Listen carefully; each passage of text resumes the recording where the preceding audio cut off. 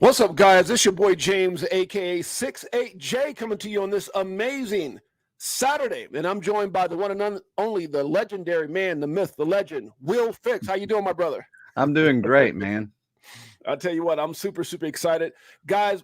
My apologies for being a little bit late. We had StreamYard must be overloaded with traffic right now. We were trying about 5 or 6 times, couldn't get on, but we are here. And I'm super excited to have my friend Will Fix on. We had the first time we actually connected was absolutely incredible. I got so much feedback. How you doing, my friend? Man, I'm doing so good. I can't stand it. Well, let's get right into it. I definitely appreciate you being here. Right now, it seems like one of the hottest subjects right now going around on X and on other social platforms is this settlement talk because of this notice that came out to Judge Annalisa Torres. If you don't mind, I think you got that in front of you. Can you kind of go over that and maybe make some sense? Because I think the narrative right now of people thinking that 102, that 102 million that they see there is like, okay, we're going into a settlement. What does that mean to you? And if you can kind of go over that a little bit and break it down. Yeah, what this looks like to me is it looks like a response from the court to a request that Ripple made. So Ripple basically went to the court and they said, hey, man, check out this Terraform Labs deal that you did. So we want you reduced their penalty down, based on their circumstance, and we're kind of similar. So reduce ours. And they're coming back and saying, no, that's not apples to apples. And so they broke that down and they're saying that's not the case. And at the very end, it says that they're saying, Ripple compares to Terraform. They literally say the penalty to the amount of defendant's gross sales, arguing the court should impose the same as Terra Labs, for Ripple. But then they're coming back and they're saying, look, that's not apples to apples. Ripple avoids comparing the Terraform settlement penalty to the gross profits.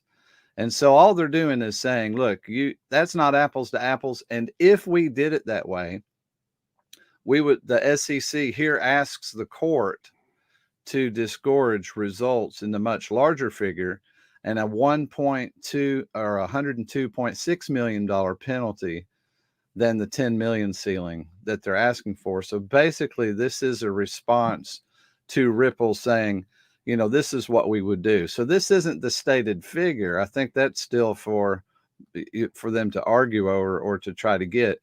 But this is kind of like, well, if we did go by that, we couldn't because you don't match up. So the much larger figure of 102.6 is what we would rather do, so to speak. But that's not a settled figure. Okay. Do you think that means that maybe we could be coming to some type of, is this like, okay. Yeah. Cause doesn't that look like to me in that letter that's basically saying that would be the top limit? Cause why would they mention a limit? Right. So Ripple can pay that, man. We can be done with this. And don't you think though? I mean, when I look at this, I don't know, the market seems to hold up on this. Yeah. Or we're at least accusing the market to be holding up on this with XRP. Right. And could be the banks and everybody, could be the big wigs are waiting. Well, let me ask you this, Will. Yeah. I feel like we become pretty good buddies, and we talked a little bit off line here, and seemed like we came to agreements. Do you think that it's going to disappoint a lot of people? Because one of the things that I brought up to you backstage is, okay, let's say they sign a check. Let's say they asking 102, Ripple said 10. They come somewhere around $50-60 million, whatever. The check gets written. Now all of a sudden, what happens, Will, and I hate to say this, and I don't want to piss people off, but all of a sudden XRP and Ripple is just left alone, and we're just like everybody else waiting to see what's going on with the market. We're waiting for partnerships, we're waiting for utility to be embraced. We're just like XLM, XDC in a sense that we're waiting for the next step. And I think a lot of people are going to be disappointed, because just like what Judge Annalisa Torres, when she said XRP is not a security, we had a pump up to 90 some cents. People were thinking $3, $5, but people didn't realize all it is that we were just being left alone with that particular issue and had to go fight other issues. And so once this is all said and done and the smoke clears, we're just left alone. We're just operating maybe like so. anybody else. Yeah. And I don't know if I feel that way because in the past everything's kind of been a nothing burger or just a Right. pop and then we're right back.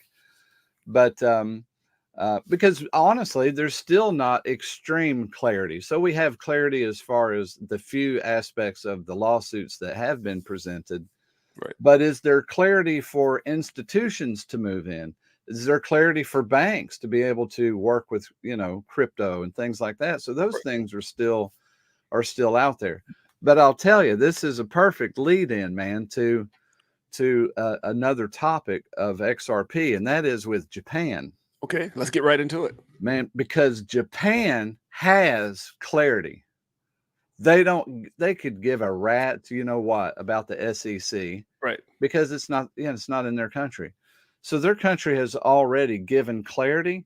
They have waved it all in.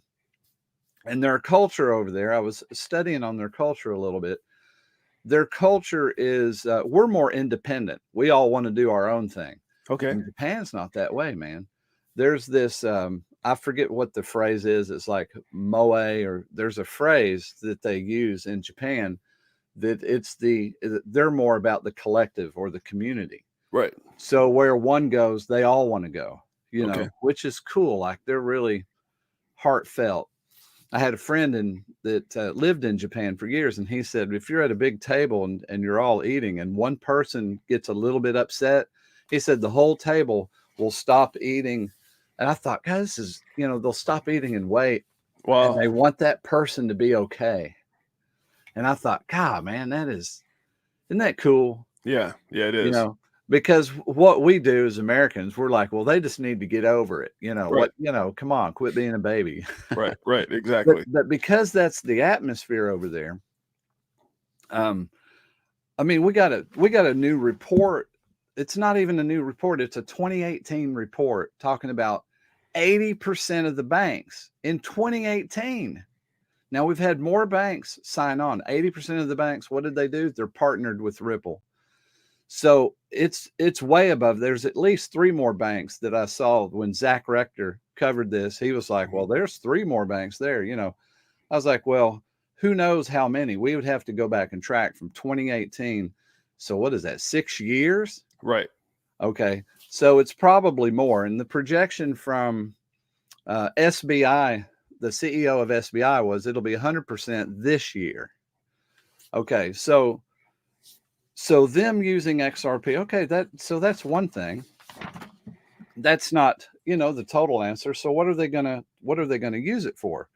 Well, one of the other recent developments was HashKey DX, partnering with, was it SBI Holdings, with an objective to tokenize things. And this company is huge. They've already worked with, 24 banks. Let's see. They've already worked with 4,000 different companies, 23 banks. Wow. In tokenization of supply chain. And so I was trying to wrap my head around that, because what does that mean? To tokenize a supply chain. Why is that a benefit? Well, currently you have people, if you don't have a tokenized supply chain, what you have is a bunch of phone calls you got to make. Right. So let's say you got 10 suppliers for you're making widgets, and you got 10 different pieces of your widget. So you're going to get on the phone, and if you get something that's not there, hey, we don't have these parts. You usually find out in production. Well, we don't have any of these parts. So then they're contacted. Oh, those parts were supposed to be in. So then they're making a phone call and they're checking on the parts. Right. Now, if they have to find another supplier for that part because of a problem they didn't know about, weather condition they didn't know about, a broken down semi, I mean, it can be tons of things, right? Right. Then you see how slow that is. That's so slow. You found out after the fact. Now you're trying to fix something that's broke, and you weren't in the stream of things going on. Okay, and then let's look at the demographics. I looked up to see, so what's so special about Japan? Why the big news on tokenization? Well, Japan's about the size of California. Wow. Okay. and it's 14,000 islands. That's Now, crazy. it's somewhere between, I've seen two reports, using Wikipedia and things, 260 are inhabited, 260 islands, up to 450 islands inhabited was the two figures I came up with. Okay. But I mean, if it's 100 islands, think of that, 100 places, right? Now there's 4 main islands. So let's just go with 4 main islands. In the 4 main islands of Japan, 80% of all of Japan is land you cannot use. It's steep mountains. So now go to California, take 20% of California. That's the amount of land you have. However, it's not all in one spot, man. It's spread out over islands. It's separated by water. On the islands, they have trains, they use trucks, cars, they have to use boats and planes.